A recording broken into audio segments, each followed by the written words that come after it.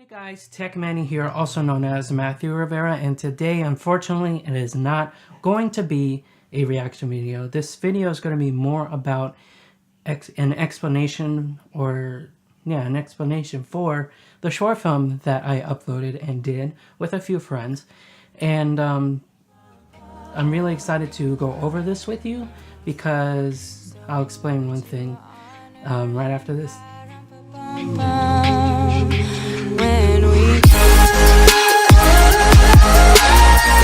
So, the short film is called Wrong Place, Wrong Time.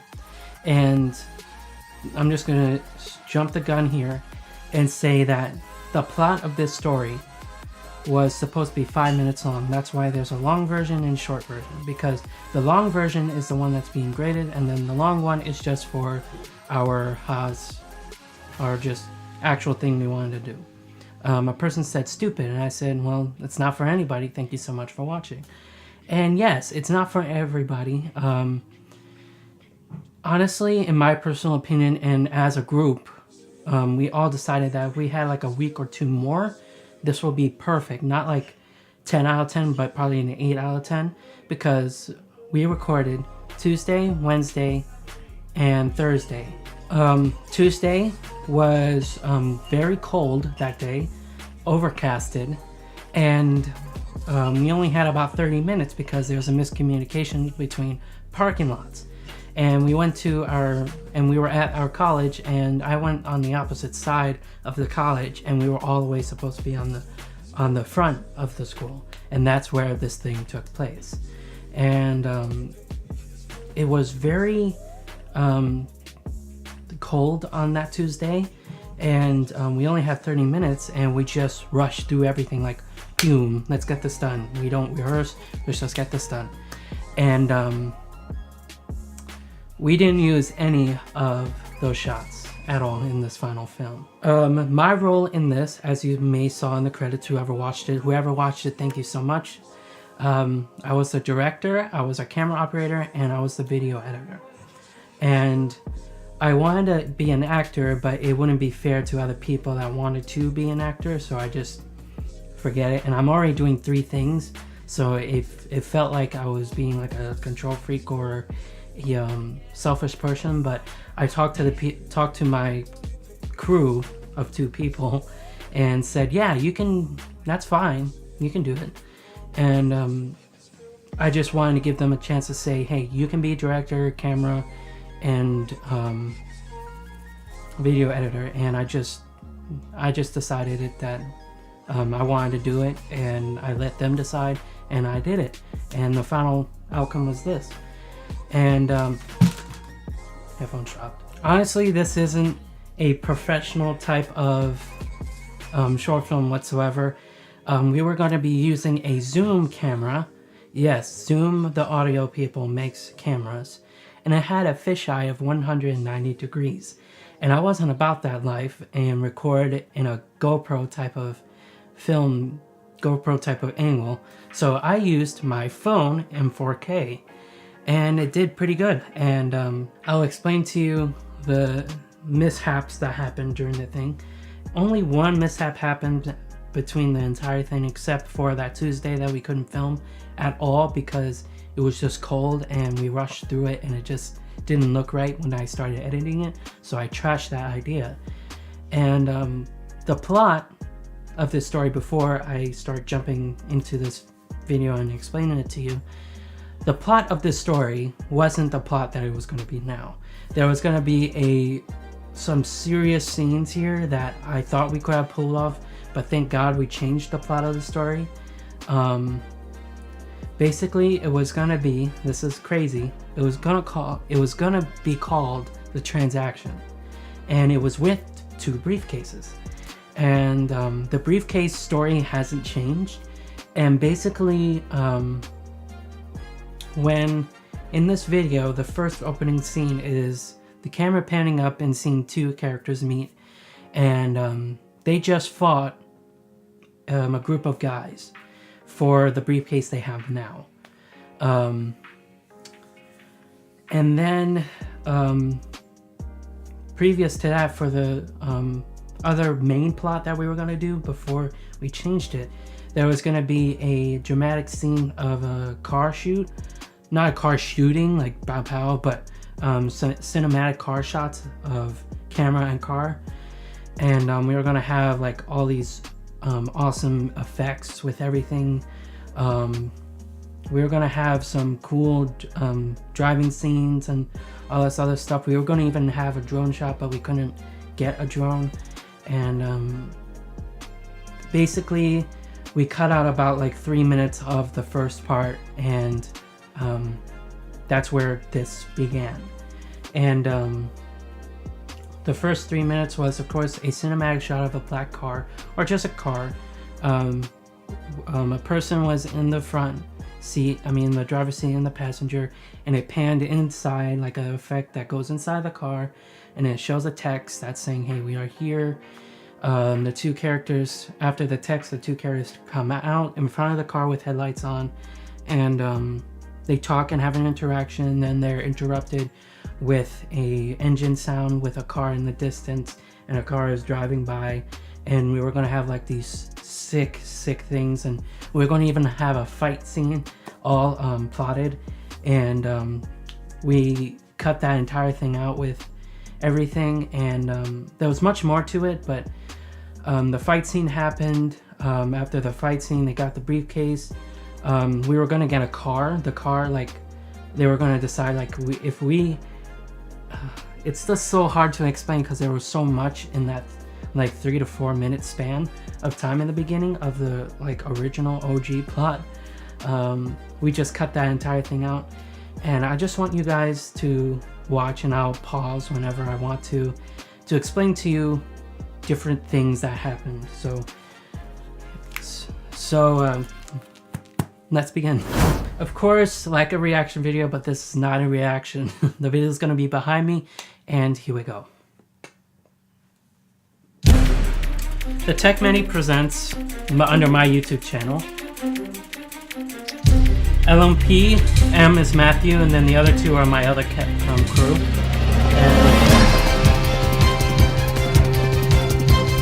And by the way, this is all After Effects, this entire thing here. I loved After Effects, and also because of this, two things that I used After Effects on my computer here, and it worked fine, and it just kept chugging and chugging and chugging, and I'll get to it why I did something. Just hold on.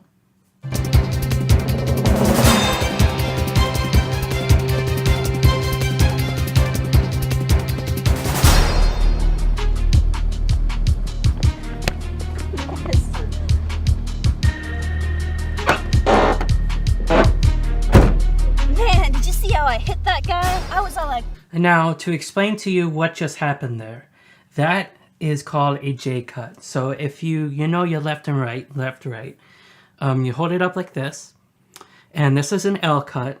Maybe it's reversed to you, but just hold it up in front of you. L cut. This is video before audio, or this is audio before video.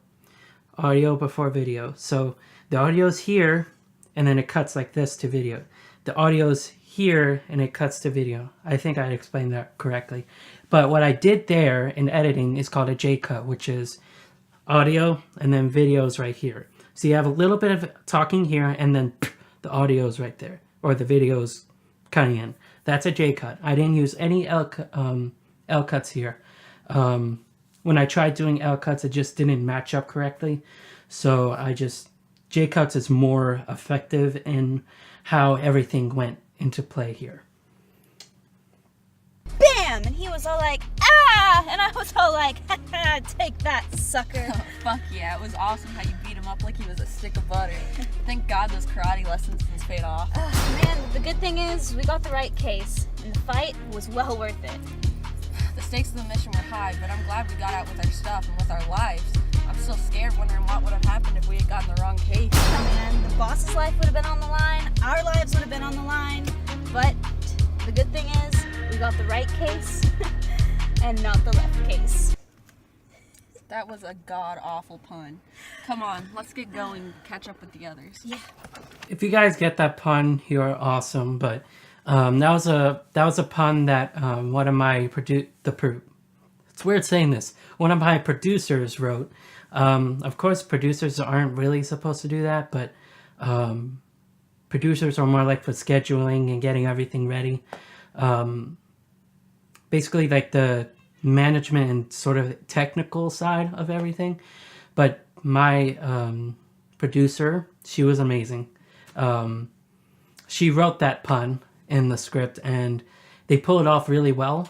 Right off the bat, you can automatically tell this is not a full production type of thing. This is college material worthy, let's just say. As part of this being my first film, I'm very honored to do it, and I've been wanting to do a short film for a very long time, and we got to do one of my visions, and with help of my other crewmates. They helped a lot with creating the script and the plot. It was amazing. I loved it. So I'll explain to you this scene that's coming up.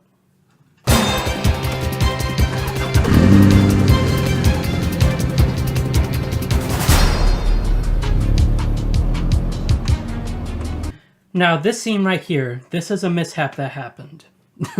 After that scene of, instead of this way, this one, the last scene that, or the last, second to last cut that happened with the white truck in the background. After that scene was done, we were like good, and we were going to record a few other things. My phone died, and thank God, my dad was around. He was in the parking lot, relatively close, not in frame, but relatively close. And I grabbed his phone, and we recorded that scene. And that was this entire scene happened on Wednesday. Tuesday, of course, got cut. We didn't use any of that footage. This is all Wednesday. As you can tell, this shot right here was shaky. I was using a hand stabilizer and not a legit stabilizer gimbal thing, and I couldn't do it because I'm an APE student, which is audio production engineering, and I'm not a VPT, which is video production technician, I believe.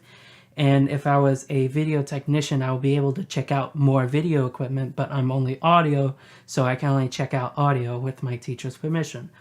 So they did have a gimbal, sort of, and I wanted to use it. I even asked, and I couldn't.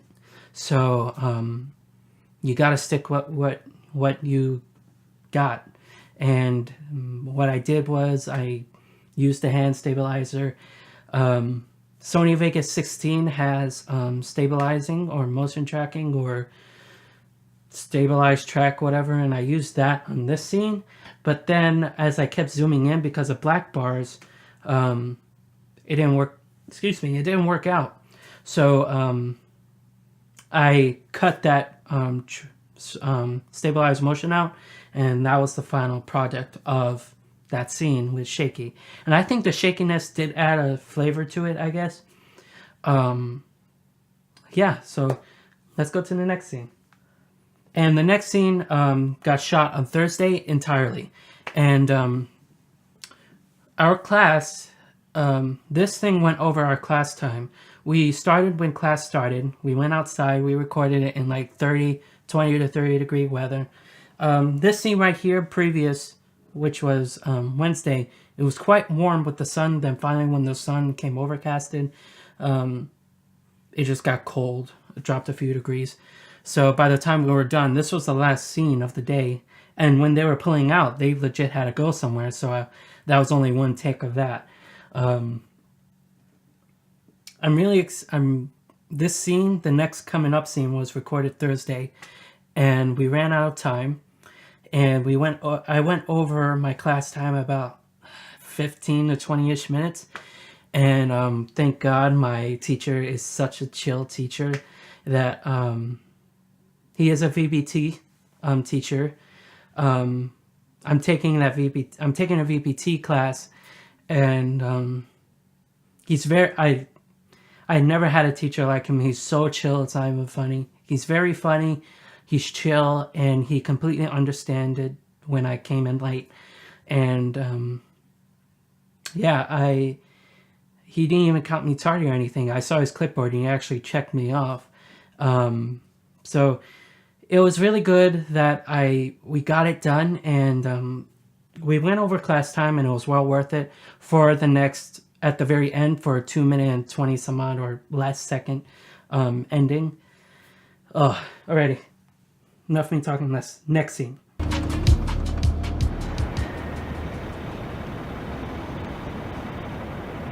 Oh, fun fact.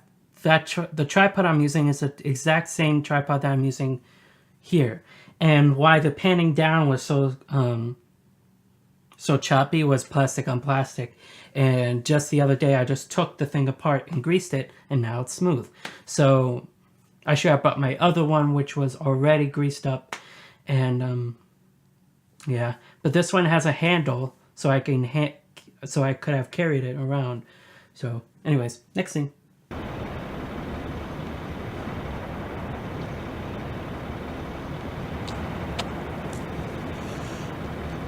What the heck? What the heck just happened here? Why is this briefcase sitting in the middle of nowhere? Hello? Anybody? Is this anybody's briefcase?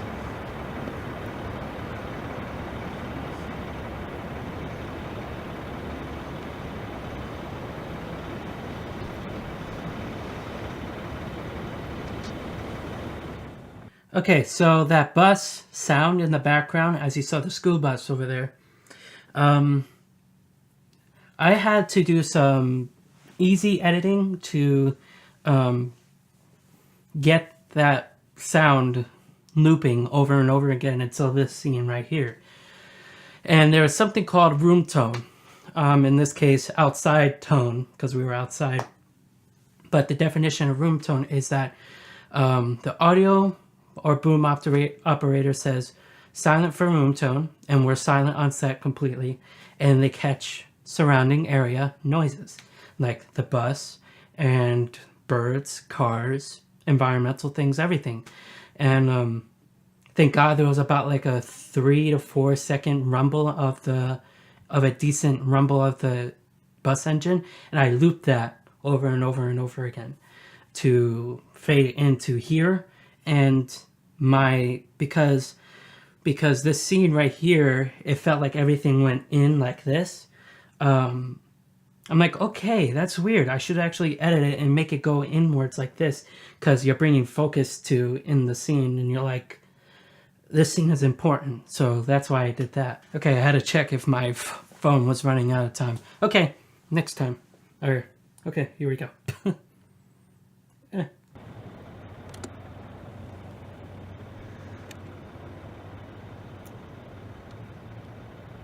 What the heck is inside of this briefcase? Okay, I have to point something out in this scene. This entire scene was, for the rough cut, was super slow. I took out about 5 seconds worth of film here of, his name is Finn. Him walking towards the camera. Not his real name is Finn, but the character name is Finn. And that scene was very drawn out, and it was my fault of directing part. Nothing with him. He was absolutely perfect. I love how he was over dramatic. I loved how he was very into it. And it was my fault that I directed him slowly, like to do this scene slowly. Honestly, if this thing would have went faster, we would have scrunched in the 2 minute or so extra at the very end of this 7 minute 20 second film. Yeah, like the scene was very slow. It was my fault for sure. I knew it was my fault when I thought back of it. And yeah, we could have redone it, but time was the essence then. And it's amazing how much time recording takes, because the very beginning scene of the two characters in the car, that took about 6 takes. And take 3 and take 6 were the last like good ones that I used in this video. And this scene, I can't remember what take it was, but we were working with the slowness of me directing. Everything else went fine after this because it went faster, but the scene of him finding the case out and what's inside of it, you guys don't know what's in the case. All of us know, like me and my crew and cast, they all knew what was in it. And yeah, it's up to your imagination to figure out what it is. And yeah, that's why we kept it a mystery. Alrighty.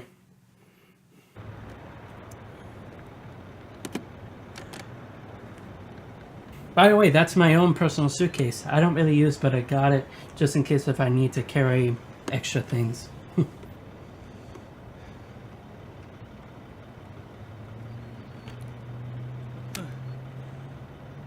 What the? Oh my God!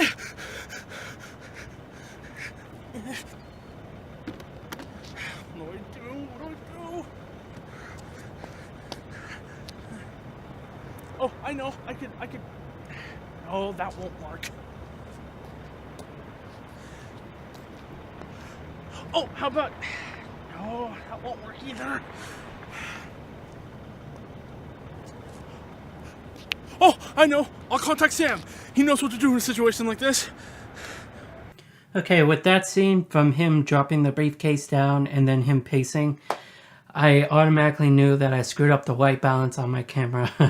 I brought it too high because when I brought him in close, it was dark, then I raised it up.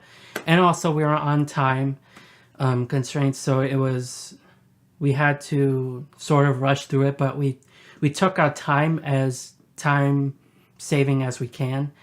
And yeah. This scene right here with him flipping the phone up, that's his personal phone, but with him flipping up the phone, that dial tone, that beep, beep, beep, was recorded with the boom, and we didn't do any secondary recording on it. Like we put the boom up close to it and him pressing buttons. We didn't do that because the boom picked up so much because it's Omni, which is everything. It picks up everything. And the boom was so sensitive that it picked up the dials, the buttons. Okay.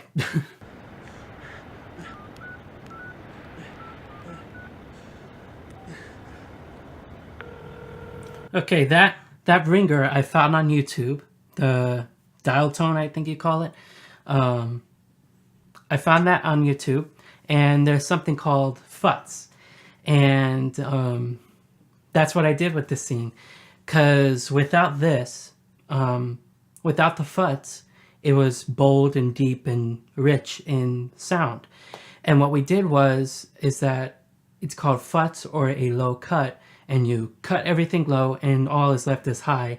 So the ringer, this, and then the ringer for the person in the car that's coming up next, and then the talking dialogue was all futzed. And that's cutting all the low ends and leaving the highs to make it sound like a telephone call. And this class is sound production, and we were supposed to do sort of sound building things. And I did a few things of sound here and there, which is futzed. I'll explain to you later. Please pick up. Please, please. Yeah.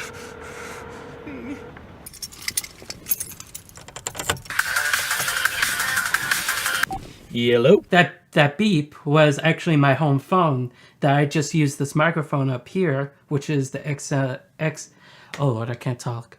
MXL 990, and I literally just held it up to the mic and kept pressing the button for just a beep sound. And I got a good one that was decently loud. I futzed that, I believe. And yeah. And the dialogue with Finn is futzed. Everything's futzed here, sort of. Sam, it's me, it's Finn. Futz. I'm in a huge pickle right now. What's the problem, man? I found Fuck. this briefcase lying on the ground, and You I got don't the know point. what to do with it. Do you think maybe I should go to the police station and tell them about this? Not so sure about that. That might not be a great idea. Well, I gotta do something. I can't just leave this briefcase lying on the ground. I mean, what if they accuse you of stealing it? Forget it, man. I have to go to the police station and tell them about this missing briefcase. Whatever, man. It's your funeral. By the way, foreshadow. Okay.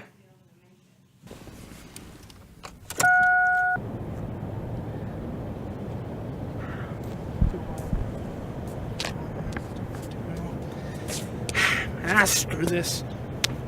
I'm taking this to the police.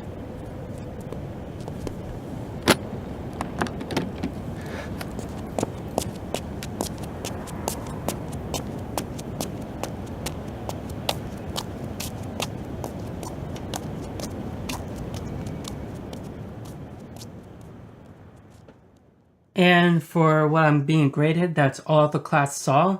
And then the extra, however long, 2-3 minute long outro thing. This was happening, this very last scene happened at the very last second of class. And the scene went over class, and I was late for class, but I wasn't late because I explained to you before. Okay, I was just making sure I'm still not running out of time. I'm not. Okay. This scene, I personally think is the best one, but of course it's amateur, it's not professional. It's all like beginner type of thing. But this scene right here was OG. Nothing has changed from this scene from when we did the original cut of the script. Called A Transaction. This scene was in it, but it's a little bit more cut down because of time. We were going to have a pan up button or a pan up moment, but I figured that me sort of sporadically panning down to the briefcase, what do you want, panning down to the briefcase, and okay, that was weird.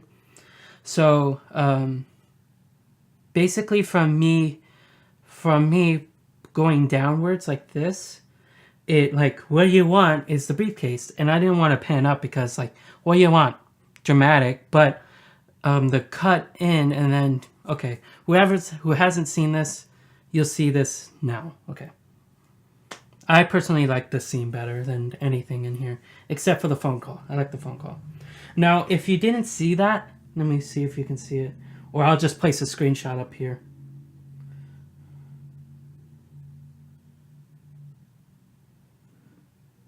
Okay, so I got it. So at the, whatever you see, like, if you scan this image, you see a car, you see the building, which is the administrative building, which is the police, but it's a campus police, but we weren't actually going to go in there and all that. But over here is Peyton, and then over here is a girl. This is foreshadowing a little bit too. So I purposely did this shot right here for none of you to figure out who's the face of this mysterious girl, as you can see it, that's sitting on the bench. And the scene it took a while because of where we were and staging, basically, because of if you see where that dark spot is, that is an ant mound for red ants. And of course it was inhabited. I checked beforehand. I even like stomped on it before we shot this scene. As you can see, it's like flat. It was buckled, but I stepped on it and I didn't see anything rise above it. And I stood there for quite a while and I didn't see anything, but we staged everything a little bit over that we won't get the shot. And the entire campus is home to geese or ducks or whatever. And behind this scene is a pond, a huge pond. And they stay there, and there is duck or geese or goose, I don't know, poo. And I was looking around, and there's this poo all over the place, and we had to somehow stage everything to make it look like it's in the same spot. And it was almost the same spot. Almost. I'll explain this later. But she's there. You should get my drift here. Okay.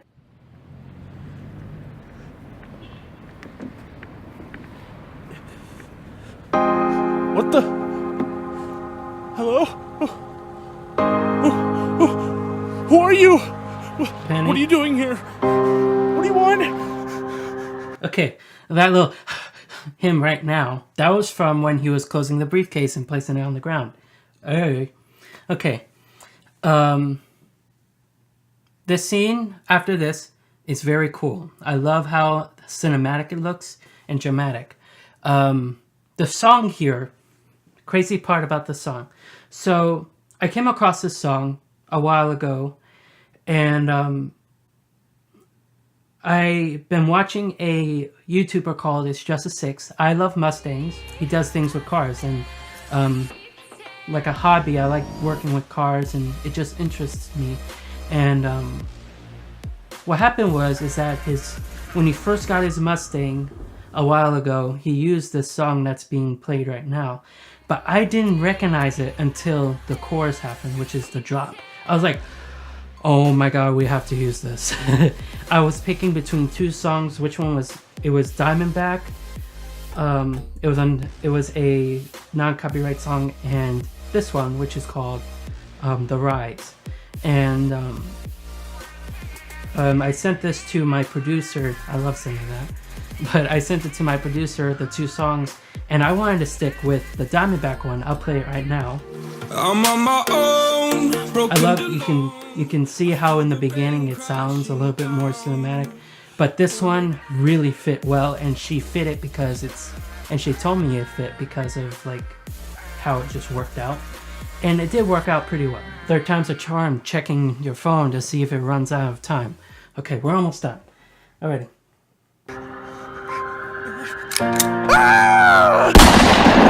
I feel you warmth beside me. Now, this scene, the hand thing was my producer's idea, I believe. Ooh, voice crack. Let's hold on. Let me see if I can skim here. I'll just place a screenshot up for this.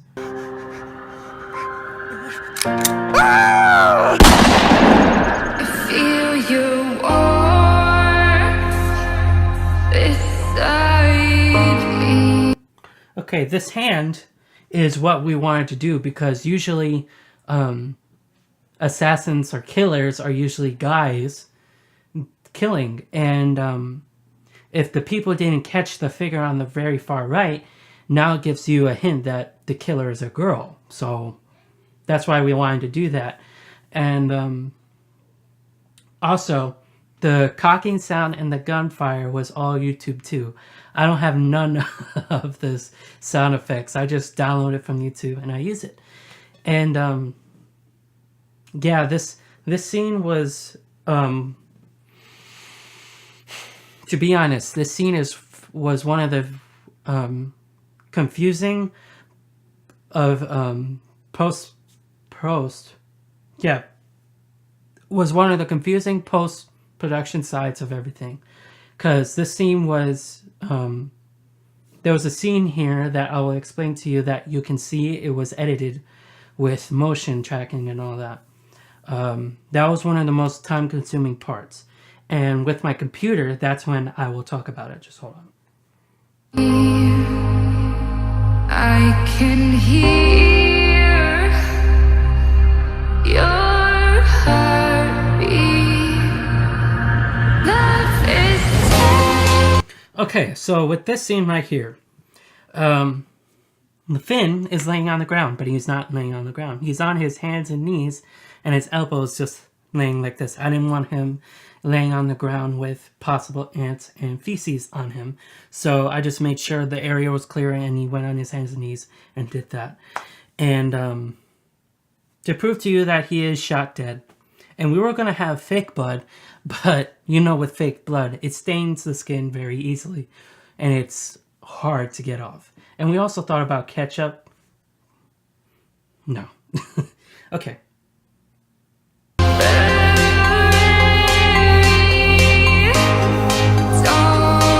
Whatever, man. It's your funeral. Foreshadowing. Boom. That's why I said foreshadowing a while back. Foreshadowing.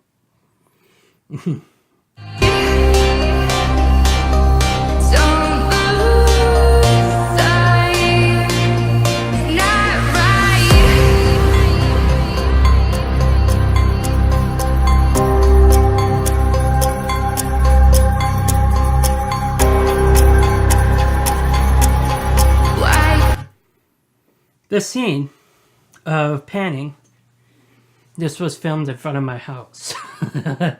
Nothing, no secret location or anything. This was filmed in front of my house.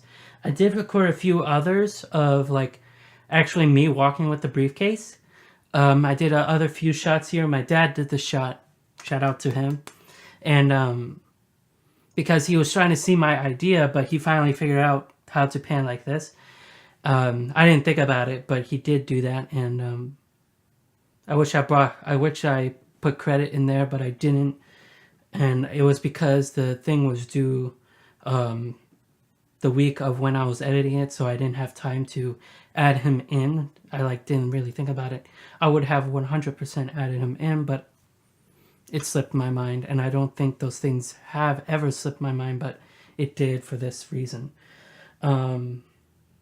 Yeah, I also redid the code was in here before the shot, and I literally just set everything to 0 because like, hey, now you don't even know what's in it. Ooh.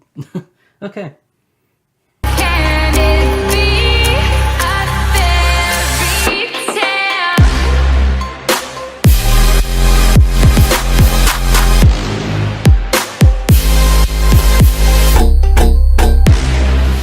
Okay, this scene, I wanted to be like me in a car with my hand stabilizer out the window, and it's going to be so smooth that I only have to do very little of stabilizing editing. And this was recorded on Thursday, and this is why we were late, the specific scene. We recorded this scene twice. And if I show you the footage, you'll probably be getting seasick or just get sick, but I'm not going to because it's very horribly shaky. And I'm just going to give an applause to Adobe After Effects. That program helped me a lot. Now with After Effects, everything very small that doesn't require either 3D, like in the intro, or stabilizing or track motion, it works perfectly fine. But when I did this, it kept chugging and chugging, and it kept crashing, freezing, unfreezing, crashing. And I finally brought the footage into my classroom, and I stabilized the footage there. And they have like these huge 20 some odd inch 5K Retina to Mac iMacs that are i7. I don't even know how many gigs of RAM, but it was super fast how it just stabilized everything. This was the best it can do. Like, I knew how to stabilize this because I did tutorials, and I just looked up After Effects things for experience, and I did this, and that was the best I could have done with this footage because it was so shaky. And the end product was a sort of warping effect type of thing. And if I did this constant thing without blanking it out and doing these certain edits, this thing would have felt so dragged out and like, wait, can you just go to the ending already? But yeah, this was After Effects, and I did it on my computer. I finished it on my computer. I did one part of it over there, and I did the part over here because when this was a Tuesday when I went to my sound production class, and I was like, oh yeah, I want to do this like now. And I ordered RAM for my computer. And my computer can only go up to 16 gigabytes of RAM, and that's the max it is at right now, 16 gigabytes of RAM. And when I did it, I did the up and down position. It's called a position effect or tracking, and then I did what is it called? Rotation. So it's 2 points on like a straight line, and it followed the rotation, and that's how this happened. So it got like this way and that way, like a T. Fourth time checking your phone to see if you ran out of time. 42 minutes already. There's probably going to be half of it.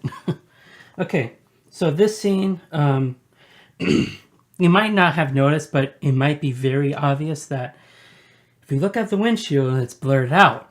I used Sony Vegas for this entire thing. Sony Vegas Pro 16 for this entire thing.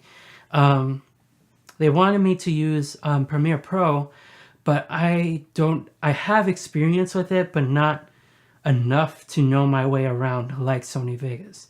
So like with Sony Vegas, I can cut using S and just cut, delete using S and all that. But with Premiere Pro, it's easy. I know it's easy, but I have to go through like certain things to cut. And it's just, the navigation is a little iffy because I'm not used to it. I would love to use and learn the program, but for this project, I just couldn't do it because of time. So Sony Vegas was the best offer that I got with this thing. And I feel like if I use Premiere Pro, I'll probably get the same effect, but without crossing platforms with Sony and Adobe, because I believe Premiere Pro does have like a track motion type of thing that can stabilize footage. But this was a warping effect that you can see just a tiny bit, but I couldn't fix the warping. There's nothing you can do with that, I don't think. The blurriness I tracked with Sony Vegas Bezier masking, I believe it's called. It's not available in 15, 14, 13, 12, 11, 10. And even if it goes lower. It's a new feature that Sony Vegas Pro 16 has, along with video stabilization. That's what I try to use with video stabilization, with stabilizing this footage, and it just, Sony Vegas couldn't handle it because it was that bad of a shake. So the only thing I really used was the track motion with the windshield to block her face. Alrighty, next scene.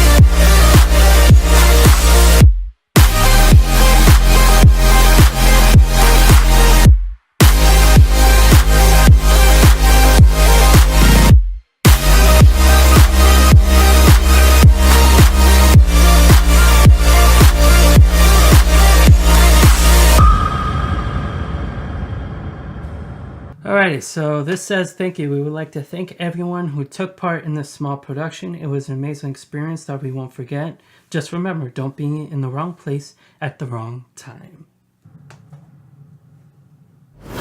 So yeah, that was it. A lot of technical stuff went into this. A lot of thought went into this.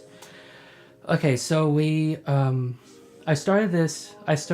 All three of us as a cast, or not a cast, a crew, created the script in 2 days. We started on Saturday and we finished, maybe 2 to 3 days. I'll give it that kind of a safe thing. So we started Saturday and we finished Monday, or whenever we were going to shoot with the other cast members. The very most difficult part with this entire small production was timing and schedules. The timing, which is the time of day, and the schedules with people attending classes, and we have to work with people's schedules. This production is not a like professional grade few $1,000 thing. It was very cheaply made with spending $0 on nothing except for food for the cast. And that's about it. We always have to take care of our cast, you know what I mean? Yeah, I am into this type of thing for short films and all that, but I truly believe if we had about maybe 3 to 4 weeks to shoot this prior, and then editing was a week, holy moly, this thing would have been 10 times better than it was now. And I'm not putting anybody out. You will probably, for the viewers here, a person commented stupid, as I said before, and I said it's not for everybody. Thank you so much for watching. I appreciate you for watching it and for the support. I really do thank you. It's just that, yes, it's not made for anybody. Yes, it is amateurish. I'm not going to say it's stupid because the context of everything is quite on point. It is confusing to the point of what's in the briefcase, what's the main plot, and the main plot is that black briefcase. Since the other people got the briefcase, one was lying on the ground, which they thought was fake, and for both briefcases, you have no idea what's in it. It's up to your imagination to think. It's to you. Wow. For you to think what's in it. It could be gold, gum, snacks, money, silver, Christmas CDs, donuts. You don't know what it is. It's up to your imagination for you to think what is there in that briefcase. Overall, this thing was a complete honor to do. I was looking forward to it ever since my teacher explained it to me explained it to all of us in the beginning of the year. And this idea was in my head, the transaction was in my head for quite a while, and I just wanted to put it out. And I brought it to my crew, and they're like, yeah, we should do that, because I don't think they had much of an idea.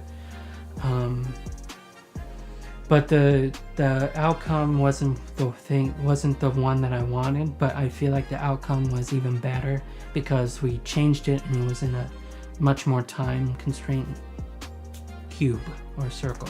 My entire family watched it. They liked it. They too were even confused of what was happening, but from right now, the main plot is the briefcases. That's it. The entire plot was revolving around those briefcases, and it's up to you to figure out what's in them. Anyways, yeah, enough of me talking. Go ahead and check out the video. If you haven't subscribed, what are you doing? You should subscribe. If you didn't know I did a short film, maybe you should subscribe and put that notification bell on. It's really helpful when I upload something and you automatically get notified when I do it. Yeah, so I hope you enjoyed this video, and this is the Techman signing off. See you later, guys.